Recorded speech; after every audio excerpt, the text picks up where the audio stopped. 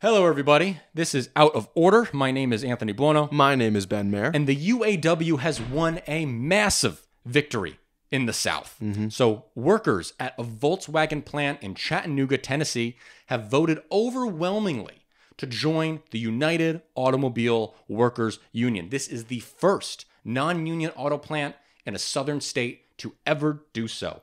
2,628 people voted yes, 985 voted no. This is...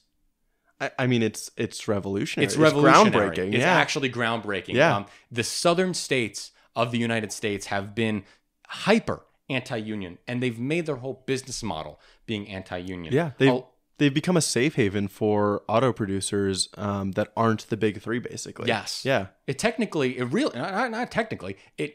sucked the auto industry out of the north of the United States and brought it into the South because it made labor was just cheaper down there. And because labor was just cheaper down there, the southern states were benefiting from that.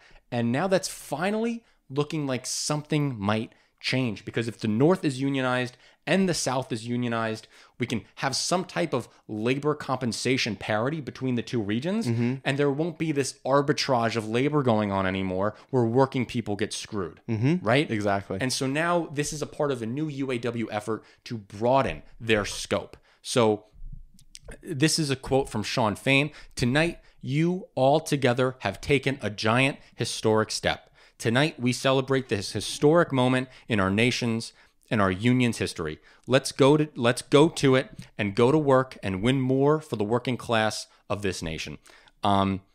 It's just like... Love him. Yeah, I love him. I love him. There's actually some quotes that I was reading of workers who were talking about why they voted yes on unions. And they said specifically, they're like, this new UAW president's great. Yeah. I saw one that was like, yes, the president, and specifically because he talked about things like cleaning up the union, getting rid of the corruption. Yes. And that he's optimistic about being able to expand the worker power, right? Yeah. I mean, if you think about being in a union and you think about a union that's corrupt, then it makes all the sense in the world to not want to join one. Because it's like, okay, I'm just going to pay this chunk of my paycheck to feed a union that's not actually working for me, that's just working for the leaders to live a cushier life.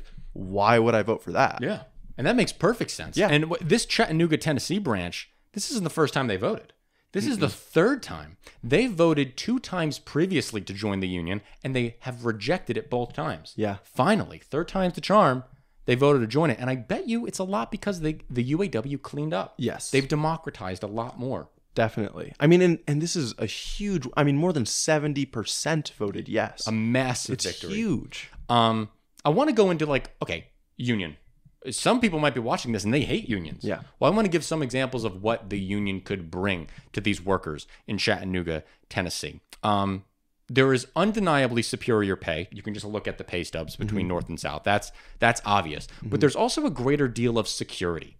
General Motors, Ford, and Stellantis, the big three that are organized by the UAW, any layoffs that they plan to do have to be planned with advanced notice to the union, and the workers get supplemented unemployment benefits on top of the unemployment benefits that they get from their state and federal governments. That's fantastic.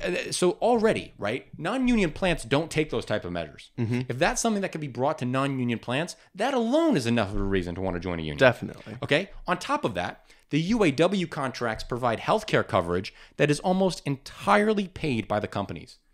And they have substantial profit-sharing bonuses, which is huge. If you watch the show, we are hugely in favor of profit-sharing systems.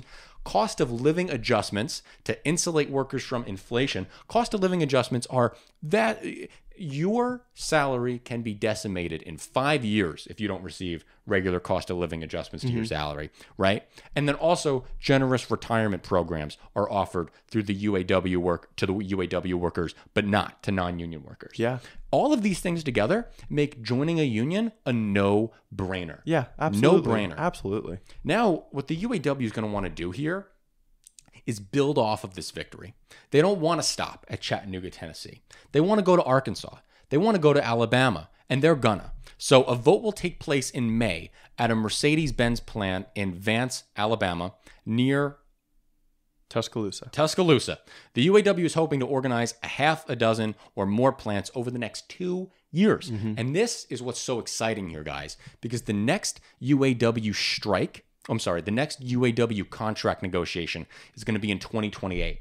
If they get a bunch more UAW plants over the next couple years, we could see a massive labor movement in 2028. Yeah. And that's what they're preparing for. And this is how the economies in Sweden and Norway and Finland, these are how the Norwegian isn't the right word, but how these economies work, these massively social democratic economies, which have these great safety nets for their workers. Basically, they work because everyone is in a union. Yes. And so this is trying to build that kind of economy from the ground up, rather than the way that I see it considered oftentimes, which is top down, have the government mandate it. A great example of this is if you go to Denmark, a guy flipping burgers at McDonald's makes like $20 an hour, $22 an hour. That sounds great. What's their minimum wage? 0. Denmark doesn't have a minimum wage. Why not? Because unions bargain sector-wide minimum wages outside of the government. And I like that so much more because it means that you're not putting hard barriers on the market. You're allowing the market to continue operating, but the government is just there to maintain a fair balance of power in the market so that corporations don't just lord it over their workers. Exactly. So is this going to be successful, this massive drive? I think it has a way better shot than it ever did before. Winning union votes in the South is simply not easy. But I think that this gives them a good starting point. One area that makes Volkswagen and Mercedes easy first targets, which I think might have been done on purpose. The IG Metall union over in Germany, the most powerful union in the country, actually supported the UAW's efforts. So the German unions worked specifically to help the UAW wherever they could. That's massively helpful. On top of this, there's been a recent German law that could prompt financial penalties against companies that crack down on unionizing even outside of their country. So if Volkswagen was found to be union busting or going after the union, they could face legal penalties in Germany. So that is an example where Volkswagen might have been a little been a little lighter on the pushback. Yeah, but honestly, I don't think this is something to worry about when they move on to non-German companies, because we've talked about how Biden's NLRB has already kind of introduced stricter conditions for companies in the U.S. Exactly, the Chemex decision. The Chemex decision, for all who don't know, if a company is found to be engaged in union busting activities, the union is formed. Yes. Period. Or the election is held automatically. The election is held automatically. Yes. So because of that, I don't know. I think yes, it helps to get this little bit of a boost, but I don't think we're in pro-union environment in the U.S. already, right? Yeah, we are. And the fact that now they did win this first election in the South, the momentum is going to be rolling that much more. I think that they're going to be effective and successful when they go to other plants in the South. Yeah, we could hope. Yeah. But you know who doesn't hope that? Republicans. Republican governors have done their best to stop the unionization drive and actually came out opposed to the Tennessee Chattanooga vote. Governors of Alabama, Georgia, Mississippi, South Carolina, Tennessee, and Texas all put out statements in a joint statement asserting that unionizing the workforce would lead to a collapse of investment into the South and the foreign companies and force the foreign companies to close up shop. I just don't think so. I think that these foreign companies have poured so much capital into these plants. Opening up a car plant, it's a big deal.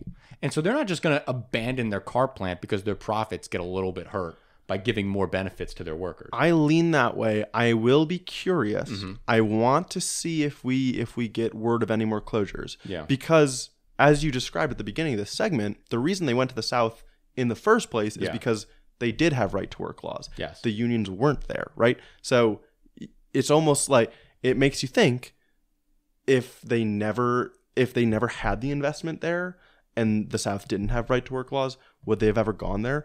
But now that they're bought in, it does make it a lot harder to withdraw. And this is why, well, this is a lot of people are worried that these car companies are just going to run over to Mexico, right? And the UAW is on the march in Mexico as well. The UAW is working with independent unions in Mexico to try and unionize the car companies down there to equalize the labor parity there. Yeah, and I must say this is a place where Trump threatening 100% tariffs on cars actually does some good, including those from Mexico, right? Like knowing that you have that threat and just seeing the general protectionist wave that American politicians are on right now, I think is going to convince a lot of these car makers to keep their manufacturing in America. No, I agree. I also think it's important to notice to remember, this is one of my favorite papers that I point to when talking about people who are scared about unions coming to their state.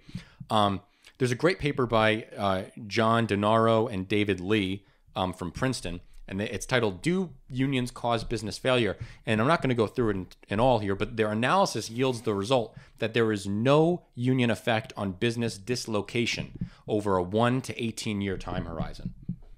So there we go. Fantastic. It's just not that big of a deal. All good things. All good things. The last thing that the Republicans said was they proudly called themselves, this is the Republicans referring to the UAW. They proudly called themselves Democratic Socialists and seem more focused on helping President Biden get reelected than on the auto worker jobs being cut at plants they already represent. Well, guess what, lady?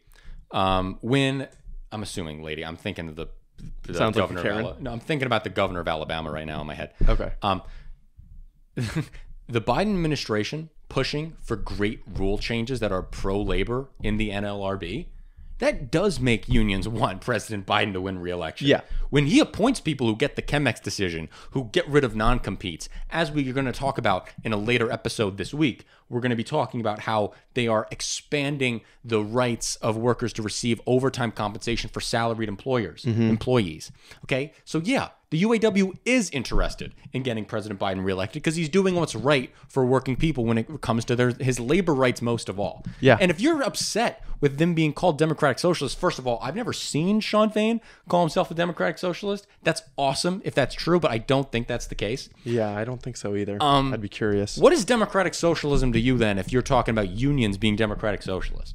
If that is it you workers bargaining for their rights? Is that socialism to you? Then I think every working person in Ohio is going to be calling themselves a socialist. So it seems like it's just hollow. Yeah, it's political. It's bullshit. just name pointing. Yeah. Okay. Thank you for watching this episode of Out of Order. Crazy that you made it to the end. If you enjoyed the content, please subscribe on YouTube and check us out on Patreon. Yep, link is in the description of our YouTube channel, and we're super poor, so we could use any support you can give. Fantastic. Thanks, guys.